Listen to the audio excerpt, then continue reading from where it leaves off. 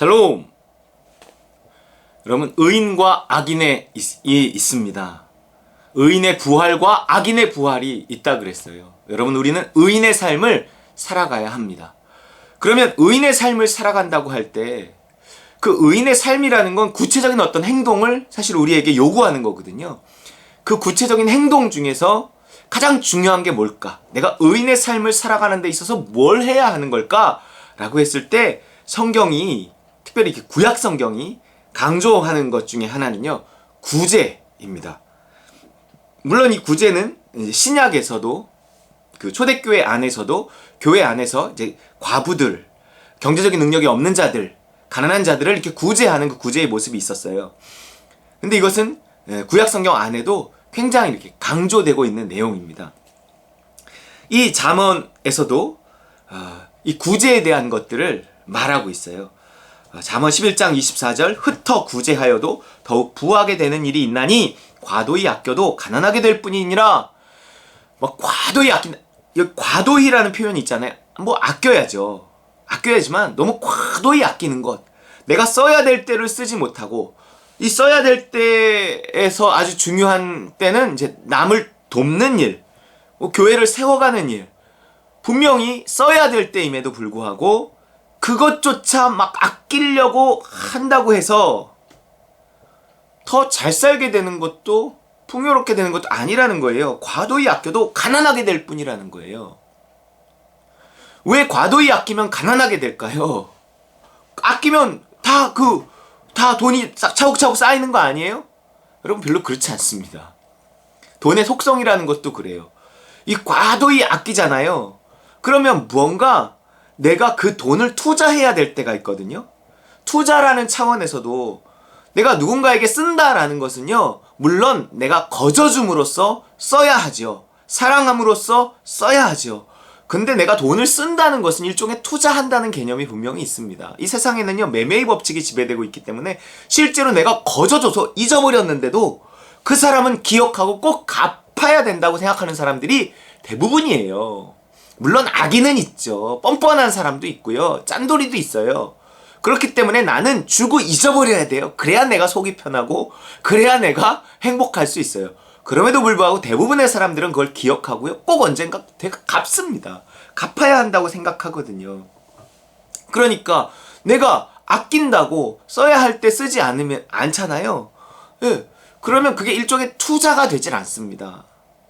뭐 꼭 주고받고의 개념이 아니더라도요, 내가 무언가 이렇게 돈을 씀으로 말미암아 그 사람의 마음을 얻고, 또 그 사람으로 하여금 갚아야지, 내가 언젠가는 신세를 갚아야지 하는 마음을 갖고 있으면 그것이 언젠가 다른 모습으로 똑같은, 내가 뭐 10만 원 줬다고 10만 원으로 돌아오는 그런 것뿐만 아니라 내가 정말 사랑의 마음으로 거저줄 수 있다는 것은 정말 어떤 투자가 돼서요, 그 사람의 사랑이 돌아옵니다.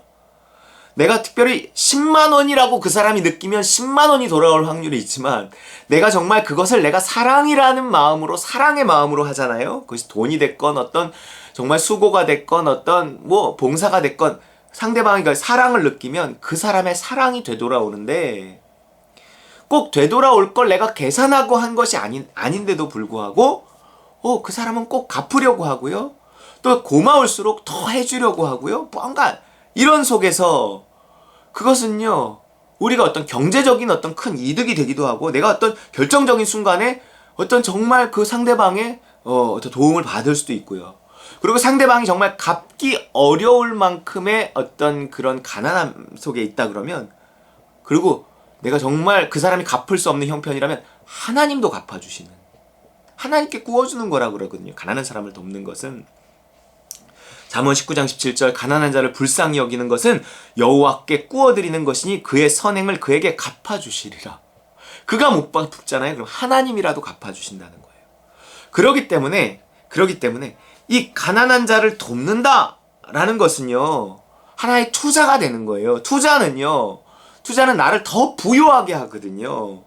이거는 꼭 정신적이고 정서적이고 감정적이고 이런 걸 넘어서 실질적으로도 그렇습니다. 그래서 물론 세상에서도 계산을 잘하고 똑똑한 사람들이 그렇게 하기는 하지만 투자를 많이 하고 다니는 거예요. 뿌리고 다니는 거예요. 여러분, 이 흐르는 강물에 이게 막 떡을 던져라, 여러 날 후에 다시 찾으리라, 뭐 이런다고요. 그게 또한 지혜입니다. 그게 지혜. 물론 우리는 이것이 매매의 법칙 안에서 이루어지, 저도 그것이 하나의 투자가 돼서 돌아와서 그를 더 부유하게 만드는 원인이 될 수 있지만, 내가 정말 하나님 나라에 속해서 거저줌으로 그렇게 내가 사랑으로 베풀 수 있다면 그것은 하나의 투자가 돼서, 여기서 24절, 흩어 구제하여도 더욱 부하게 되는 일이 있나니, 그 사람이 갚던, 그거를 보는 옆 사람이 갚아주던, 하나님이 갚아주던 더욱 부하게 되는 일이 있다는 거예요. 물론 이것이 꼭 경제적인 보답이 아니더라도 나는 부하게 되는 것입니다. 근데 과도히 아낀다고 해보세요. 그건 투자를 하지 못하는 거거든요. 그러면 그것은요, 가난하게 될 뿐이에요. 그 사람 물질적인 가난뿐만 아니라요, 그렇게 과도히 아끼는 사람 곁에 사람이 없습니다. 그의 식구들도 그 사람을 지긋지긋하게 생각하고 그래요. 그러다 보면 이것은 진짜로 더 가난해지게 되는 거예요. 물론 자기가 가난하게 살아갔고 너무 고생하고 살아갔고 돈을 아끼는 것까지는 좋아. 근데 그것이 자기 자신에게도 지나치게 인색한 것도 그 사람을 불행하게 하지만, 그것이 타인에게까지도 지독하게 이렇게 인색하게 하면 사람을 얻을 수 없어요. 30절, 지혜로운 자는 사람을 얻느니라 그랬는데, 이게 과도히 아끼는 게 지혜가 아니거든요. 그러니까 사람을 얻지 못한다고요. 그러니까 가난하는 거예요. 25절, 구제를 좋아하는 자는 그래서 풍족하여질 것이요, 그러는 거예요. 남을 윤택하게 하는 자는 자기도 윤택하여지리라. 풍족하고 윤택한 삶, 그게 어떤 지혜로운 자가 사람을 얻기 때문에 그런 것입니다. 그게 지혜거든요. 일종의 건 투자예요. 투자라고 생각해도 우리는 그렇게 해야 한다는 거예요.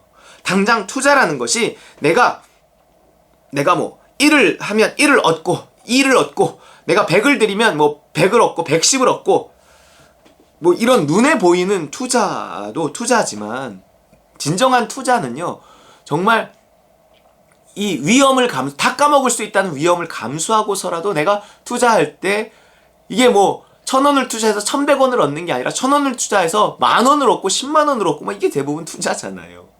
그러니까 거기에는 어떤 모험이 있잖아요. 우리는 어떤 그런 모험, 매매의 법칙 안에서 어떤 그런 모험의 개념은 아닐지라도, 사랑은요, 일종의 모험이에요. 거저줌이거든요.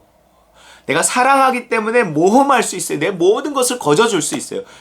그러나 그것에 대한 대가가 나에게 주어지지 않는다 하더라도요, 사랑은요, 거저줄 수 있는 이유가 주는 것 자체에서 누리는 기쁨이 있기 때문에 그렇습니다. 우리가 우리 자녀들에게 무언가를 거저준단 말이에요. 그때 내 자식들이 나를 이용해 먹네? 내 자식들이 나에게 사기를 치네? 저놈들이 저거 안 갚으면 어떻게 하지? 저것들이 보답을 안 하면 어떻게 하지? 우리가 이런 생각을 가지고 자식을 키우지 않는다는 거예요. 그리고 우리 자식들에게 얼마를 썼는지 뭐 다 적어놓나요? 그래갖고 나중에 정산하나요? 나중에 뭐 걔들이 컸을 때 갚으라고 하나요? 그것도 아니잖아요. 그냥 지들만 잘 살아줬으면 하는 생각이 다란 말이에요. 그게 거저줌이에요. 사랑에서 나온 거예요. 그럼 우리는요, 그런 손해를 왜 봐? 그런 결혼을 왜 하고 그렇게 왜 자식을 낳아? 여러분, 주는 것이 받는 것보다 행복하기 때문에 그렇습니다. 거저줄 수 있다는 것은 그것만큼 행복한 게 없는 거예요. 그게 하나님 나라의 법칙입니다. 거저줌이 가져오는 그 행복, 그것 때문에 내가 사랑 안에서 거저주는 거예요.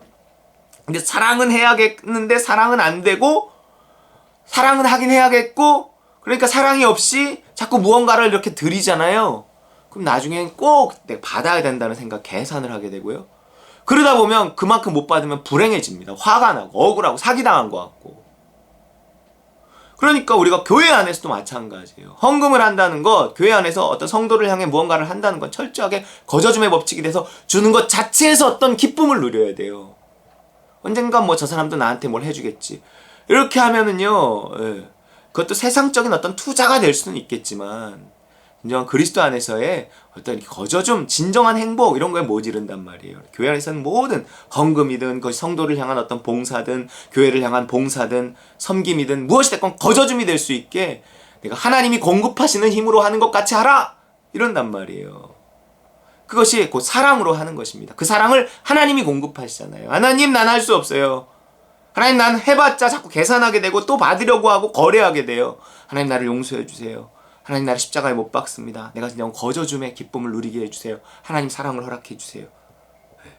그거예요. 그래서 특히 지혜로운 자입니다. 지혜로운 자는 사람을 얻느니라. 사람을 얻는 거예요. 구제를 좋아하는 자, 지혜로운 자입니다. 남을 윤택하게 하는 자, 지혜로운 자입니다.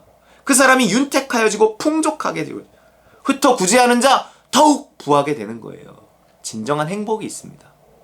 마음적으로도 있고요. 실질적으로도 그렇게 사랑으로 거저줄 수 있는 사람들은 그 사람을 찾아요.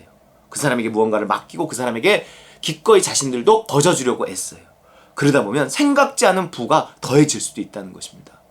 꼭 그것 때문이 아니더라도 거저준다는 것 자체에서 누리는 그 행복의 기쁨을 우리가 알고 하나님 나라에 속한 거저줌의 삶, 사랑하는 삶, 흩어 구제하고 구제를 좋아하고 남을 윤택하게 해서 더욱 부요하게도 되고 풍족하게도 되고 윤택하게도 되고 사람을 얻고 푸른 잎사귀 같아서 번성하는 저와 여러분 되시길 주의 이름으로 축원합니다.